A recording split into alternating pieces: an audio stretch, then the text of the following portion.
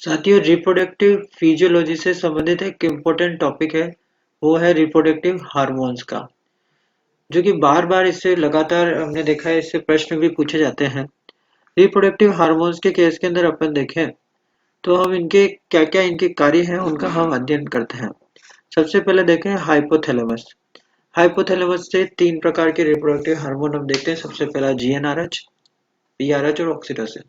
जीआरएनआरएच जो है गोनेटोट्रोपिक releasing hormone, यह एफएसएच व एलएच के स्त्रावण को उत्तेजित करता है। एफएसएच है फॉलिकल स्टिमुलेटिंग हार्मोन और एलएच है ल्यूटिनाइजिंग हार्मोन। ये दोनों हार्मोन जो है अंडाशय पर कार्य करेंगे, अंडाशय या शुक्र टेस्टिस पर कार्य करते हैं और उनके स्त्रावण को उत्तेजित करते हैं, एफएसएच एलएच के स्त्रावण को। तो सबसे प्रमुख जो कार्यकारी अंग है वो है हाइपोथैलेमस, जो कि जीएनआरएच का स्त्रावण करता है। आगे देखिए पीआरएच, प्रोलैक्टिन रिलीजिंग हार्मोन। यह प्रोलैक्टिन हार्मोन के निर्माण को उत्तेजित करता है।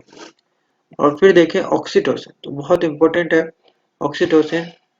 ऑक्सीटोसिन के हम कार्य देखें तो यह आर्टिफिशियल इंसेमिनेशन तथा एनआई के पश्चात, नेचुरल इंसेमिनेशन के पश्चात शुक्राणु को सर्विक्स से फेलोपियन ट्यूब तक पहुंचाने का कार्य करता है। क्योंकि ऑक्सीटोसिन जब रिलीज होता है तो यूट्रस में कॉन्ट्रैक्शन होता है, जिससे शुक्राणु आसानी से सर्विक्स से फेलोपियन ट्यूब तक पहुंचता है। इसके अलावा जब प्रेग्नेंट डिलीवरी हो जाती है तो उसके पश्चात मिल्क लेट डाउन करने के अंदर यह उपयोगी है। इसके अलावा सर्विक्स को खोलने के लिए जब डिलीवरी होती है तब यह सर्विक्स को खोलता है।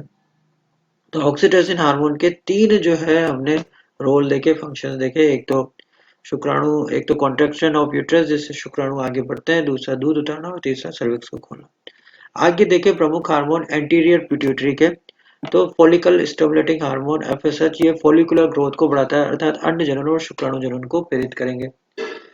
फिर देखें ल्यूटिनाइजिंग हार्मोन, यह ओवुलेशन करता है, अर्थात ल्यूटिनाइजिंग हार्मोन का जब सर्ज आता है तब अंडे के जो अंडाशय है उससे अंडा फूटकर बाहर फेलोपियन ट्यूब के अंदर आ जाता है। ल्यूटिनाइजिंग हार्मोन का दूसरा काम सीएल का निर्माण करना होता है। सीएल जो है अंडाशय में उपस्थित वह अंग है जो कि प्रोजेस्टेरोन हार्मोन का स्त्रवण करेगा। दोनों चीजों के अंदर हम देखें प्रोजेस्टेरोन और ईस्ट्रोजन हार्मोन के स्त्रवण को अगर उत्तेजित करते हैं तो वह ल्यूटिनाइजिंग हार्मोन है। फिर आगे देखिए प्रोलैक्टिन हार्मोन, तो प्रोलैक्टिन हार्मोन लैक्टेशन को बढ़ाते हैं। इसके अलावा मातृत्व लक्षण अर्थात मादा के द्वारा अच्छे स्थान पर मादा के द्वारा जो भी लक्षण दिए जाते हैं, अर्थात बच्चों को दूध पिलाना, उनकी केयर टेकिंग करना, ये सब मेटेरियल बिहेवियर प्रोलैक्टिन हार्मोन की मदद से आते हैं। फिर देखिए प्लेसेंटा, तो प्लेसेंटा से स्त्रावित होने वाले दो हार्मोन हम देखते हैं, एक एचसीजी और दूसरा पीएमएसजी।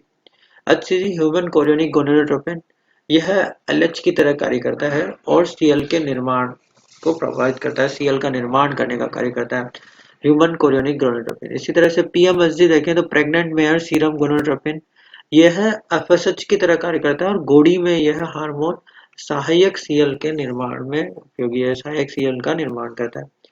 ओवरी के द्वारा स्त्रावित दो प्रकार के हार्मोन होते हैं, एक तो ईस्ट्रोजन और दूसरा प्रोजेस्टेरोन।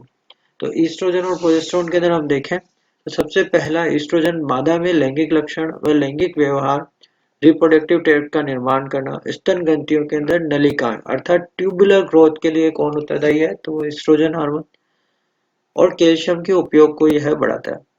साथ ही नेगेटिव फीडबैक का कार्य करता है। नेगेटिव फीडबैक से अर्थ यह है कि जैसे ही शरीर के अंदर एफएसएच और एलएच की मात्रा बढ़ती है, एफएसएच और एलएच की मात्रा बढ़ने पर हम देखते हैं ईस्ट्रोजन की मात्रा भी बढ़ जाएगी।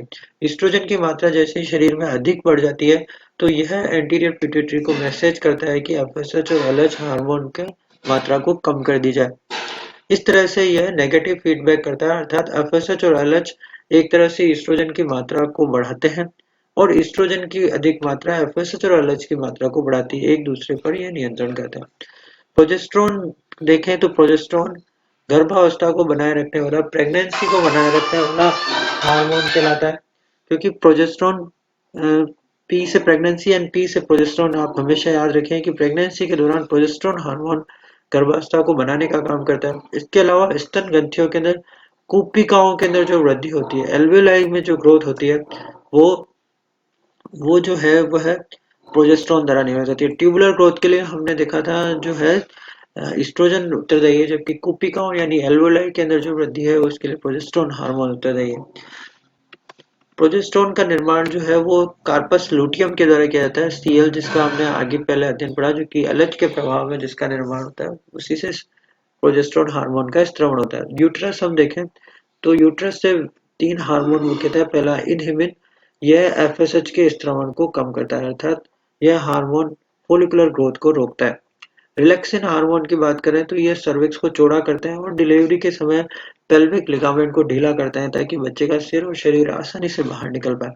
फिर पीजीएफ2 अल्फा की बात करें तो यह हार्मोन यूट्रस से स्रावित होने वाली या यूट्रस की दीवार से स्रावित होता है, और यह ल्यूटियोलाइटिक हार्मोन है, अर्थात यह सीएल को तोड़ने का काम करेगा। इसका अर्थ है कि यह एलएच के विपरीत कार्य करेगा, और ये ल्यूटियोलाइटिक हार्मोन है, ये सीएल को तोड़ेगा और यूट्रस के कॉन्ट्रेक्शन को बढ़ाता है, अर्थात सीएल जैसे ही टूटेगी उसी के साथ प्रोजेस्टेरोन हार्मोन भी कम हो जाएगा और यूट्रस के कॉन्ट्रैक्शन बढ़ जाएंगे।